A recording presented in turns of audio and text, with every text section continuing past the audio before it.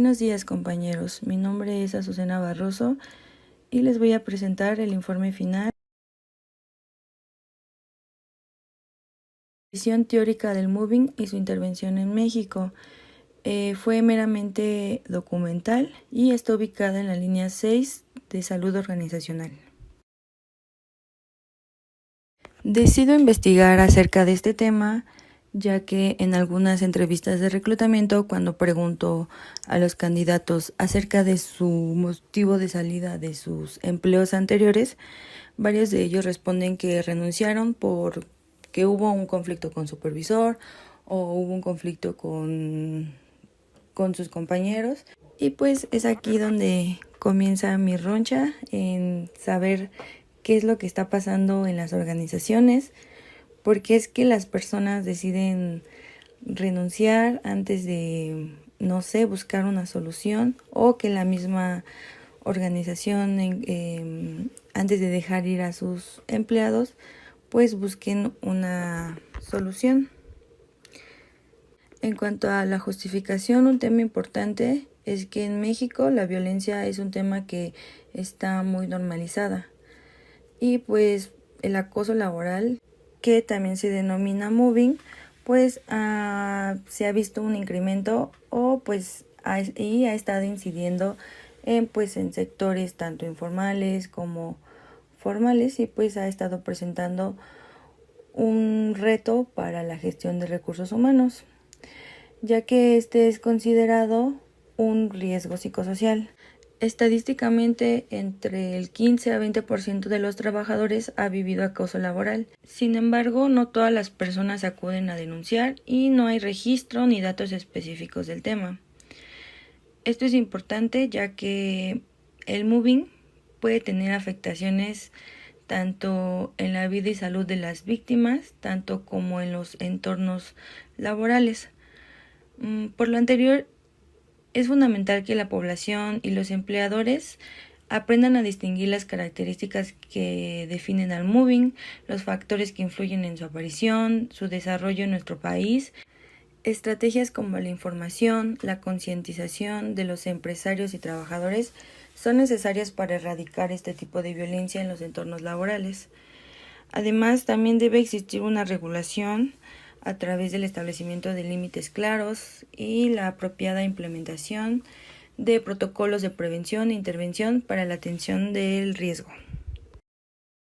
El objetivo principal que había puesto en mi proyecto era plantear una compilación de revisiones teóricas actualizada del moving para conocer y comprender los factores que influyen en sus implicaciones laborales, además de clasificar las conductas relacionadas y delimitar su conceptualización en México y Latinoamérica. Y aquí es donde tuve incidencia, ya que no revisé la taxonomía de Bloom, y pues me di cuenta que conocer y comprender son niveles de aprendizaje y no pueden ser utilizados como verbos.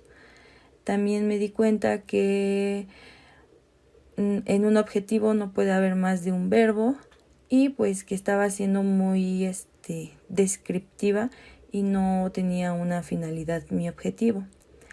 Entonces lo cambio y mi objetivo del informe final queda como explicar los principales factores y características que definen al moving, con la finalidad de promover acciones preventivas en los entornos laborales.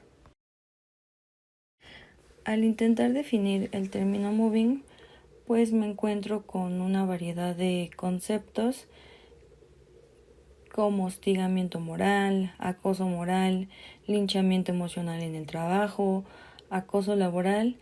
Al final tienen el mismo significado, como conducta abusiva que denigra a una persona en el trabajo, o conducta abusiva intencional que degrada las condiciones del trabajo de una persona, agresiones colectivas que van dirigidas a un blanco en el trabajo, actos de agresión repetidos y continuados de forma individual o colectiva, provocando daños personales y su expulsión del trabajo.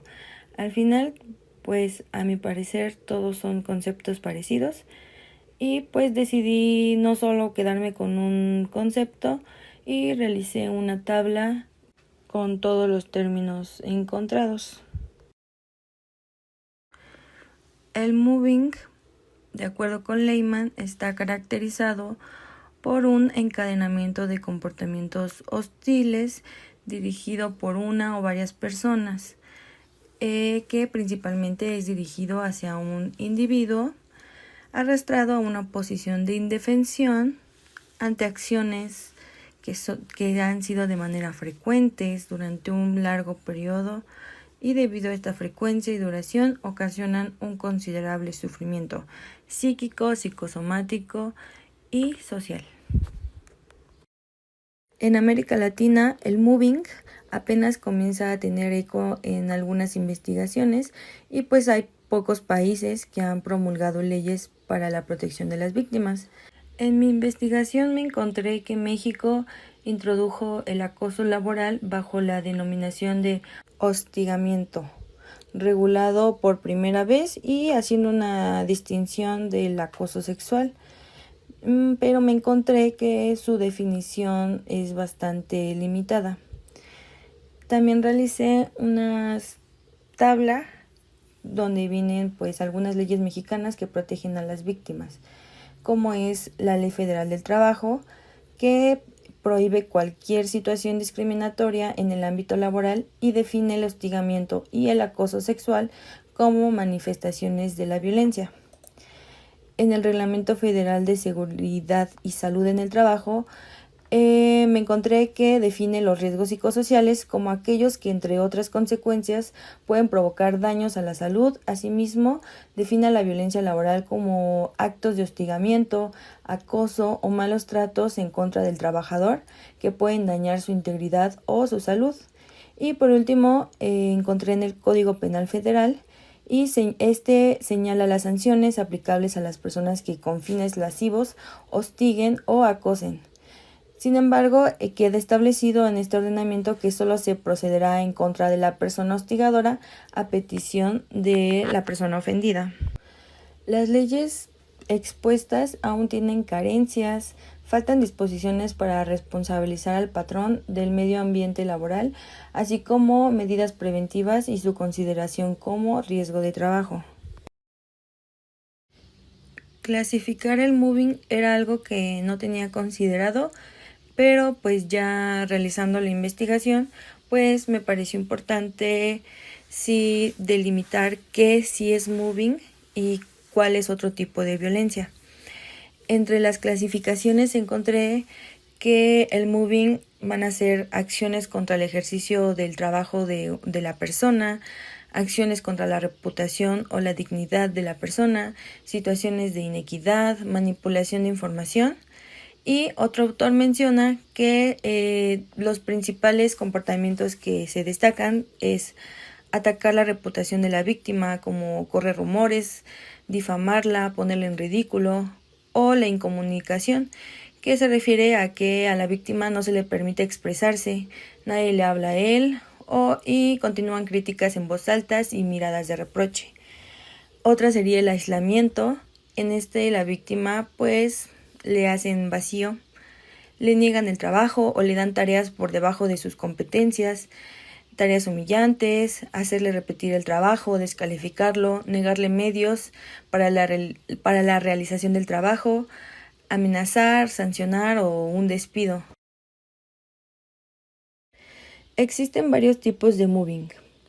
Uno de ellos es el vertical descendente. Este está caracterizado porque el acosador se desempeña como jefe o autoridad de la víctima. El siguiente es el vertical ascendente. Esta modalidad de acoso tiene como protagonistas a un grupo de trabajadores que asedian a su jefe inmediato. Suelen presentarse cuando un nuevo jefe intenta cambiar los sistemas o procedimientos de trabajo o corregir situaciones irregulares.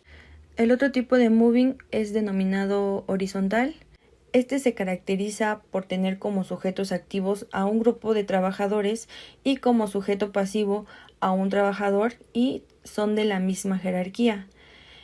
Formalmente este tipo de acoso se trata del grupo contra un individuo, pero también no se descarta la posibilidad de que también pueda producirse entre dos compañeros de trabajo. Este tipo se puede presentar cuando alguien es de nuevo ingreso y los trabajadores no aceptan su forma de trabajo. Y por último está el tipo mixto. Aquí esto se inicia cuando una o varias personas violentan a su vez a otra persona de la misma posición jerárquica. Pero cuando el jefe tiene conocimiento de esta situación, en vez de intervenir en favor de la parte acosada, no adopta ninguna postura o algún tipo de solución y al contrario aumenta las acciones violentas en complicidad con la parte agresora. Un apartado que también consideré importante es ver cuáles son las fases del moving, cómo es que inicia y cómo es que puede terminar si es que no hay una intervención adecuada. Lehman considera 4 fases. La primera pues es el inicio del conflicto. Aquí pues esto se pone como excusa para justificar el posterior acoso. La segunda fase es cuando empiezan las conductas hostiles. Estas se empiezan a ser repetidas habitualmente y durante un tiempo prolongado. Aquí es cuando el acosado tiende a dudar de su interpretación acerca del conflicto, no comprende o evita la realidad negándose. Aquí la víctima puede reaccionar con ira o agresividad hacia el acosador. La tercera fase es la de estigmatización. Aquí la víctima ya es consciente de la situación, comienza a tener complicaciones para realizar su trabajo, empieza a tener un sentimiento de desmotivación, la situación se vuelve más incómoda para la dirección, que aquí es cuando decide actuar institucionalmente ante el caso. En la cuarta fase, el trabajador empieza con largas temporadas de baja debido a la presión a la que ha sido sometido y empieza a ver un deterioro en su salud, tanto física como mental, y pues en consecuencia puede decidir abandonar el trabajo. Y algunos autores agregan esta fase quinta, donde es como la fase de recuperación, cuando allá hay intervenciones. Hubo recursos legales e institucionales que brindaron el apoyo a las víctimas para afrontar la situación. Aquí pues se promueve intervenciones colectivas y en el entorno laboral. Esta última aportación es relevante para no finalizar el proceso, sino dar seguimiento a la situación. Al comenzar a investigar acerca de las consecuencias del mobbing, pues me di cuenta que no solo eran consecuencias organizacionales, sino que también había consecuencias individuales de la persona acosada. Así que pues decidí hacer pues la división para que sea más entendible. De igual forma, hay varios autores. Igual realicé una tabla, pero en esta ocasión voy a mencionar acerca de cómo los clasificó la OMS. Como consecuencias individuales psicopatológicas, aquí hay reacciones de ansiedad, apatía, problemas de concentración, cambios de humor, insomnio, falta de iniciativa, pesadillas recurrentes, y también los dividió como consecuencias psicosomáticas. Estas están más relacionadas a la salud física, como hipertensión arterial, ataques de asma, palpitaciones cardíacas, pérdida de cabello, dolor de cabeza, dolores articulares, migraña y pues dolor de estómago. Y también lo dividió como consecuencias comportamentales. Aquí ya puede llegar a ser trastornos alimenticios, puede ser consumo de drogas, alcohol, incrementar el consumo de cigarro o hasta disfunción sexual. Y bueno, por otra parte están las consecuencias organizacionales, y en este caso voy a mencionar las de la OIT, que las consecuencias que propone son la disminución de la productividad, desmotivación o ausentismo, alta rotación, deterioro a las relaciones laborales, incremento de gastos por los procedimientos ya sea administrativos, de reclutamiento o algún tipo de indemnización. Y las consecuencias que menciona la OMS son costos adicionales de jubilación, daño a la imagen de la empresa, disminución de la competitividad, disminución de la calidad de los productos, incremento de personas no aptas para el trabajo, incrementa el cambio de trabajadores, empieza a haber un deterioro al clima interpersonal, hay pérdida de trabajadores calificados, hay una reducción en la productividad tanto individual como grupalmente. Hay costos por desempleo, pérdida de recursos humanos, costos médicos, pérdida de potencial de trabajadores que eran productivos. Todos estos elementos causan pues un impacto económico en la organización. Es por ello que es necesario insistir en la dirección acerca de comprender el fenómeno del moving, ya que supone un problema, y no un problema particular entre individuos, sino más bien algo organizacional. No solo eran consecuencias organizacionales. Como último apartado voy a hablar acerca de la intervención del riesgo, tanto intervención primaria, secundaria y terciaria, divididos en qué se puede hacer como organización y como individuo. Entonces, comenzando con la intervención primaria, a nivel organizacional, lo que se puede promover son políticas de cero tolerancia, que se abran canales de comunicación, formación y entrenamiento dirigidos a prevenir la violencia laboral. A nivel individual, sería empezar a ver estrategias de afrontamiento, identificar la situación real del acoso y localizar al acosador, comunicar a la familia y amigos la situación que se atraviesa. Como intervención secundaria a nivel organizacional, algunas cosas que pueden empezar a hacer es la detención inmediata de actos violentos, iniciar la investigación interna una vez que se da el aviso y que haya un mediador imparcial. A nivel individual es el desarrollo de habilidades asertivas, contar con un confidente, guardar evidencias y, lo más importante, denunciar. Y a nivel terciario, a nivel organizacional, sería comenzar a modificar aquellos aspectos que ya han sido identificados en la evaluación del riesgo y pues empezar a ver asesoramiento jurídico. Como nivel individual, lo que se recomienda es terapia psicológica, buscar un grupo de apoyo conformado por personas que conocen el problema y pues lo que sería, por último, la reinserción laboral. Tomando como referencia este trabajo de investigación, me parece alarmante la prevalencia de casos de moving y la nula información que se da en las organizaciones para poder llegar a una intervención. Me parece que es importante y existe la necesidad de empezar a realizar trabajos acerca de este tema por la cantidad limitada de estudios en México, debido a que la mayor cantidad de información que encontré fueron ajenos al contexto mexicano. También considero que es necesaria una delimitación del concepto debido a la diversidad de términos que encontré, que pues algunos pueden llegar a ser confundidos con moving y pues puede llegar a ser confundido con otro tipo de violencia. Y bueno, pues sería todo de mi parte, les agradezco su atención y pues pueden escanear el código QR, es una infografía con toda la información que viene en la presentación. Además de otros elementos que agregué que no pude incluir en la presentación. Y pues gracias.